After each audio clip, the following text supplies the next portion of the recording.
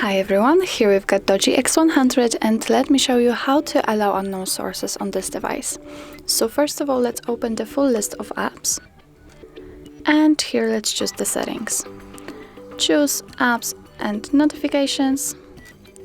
Scroll down and find advanced. Scroll down again, click on special app access and click on install unknown apps. As you can see here, we've got the list of apps which are not actually allowed to install something. As you can see, the Gmail is allowed and it is notified here.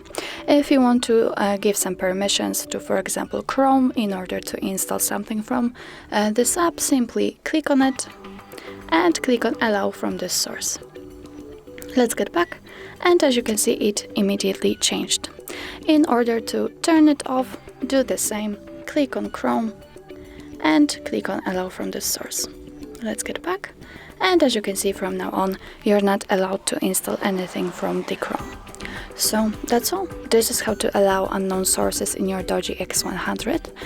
Thank you so much for watching. I hope that this video was helpful, and if it was, please hit the subscribe button and leave the thumbs up.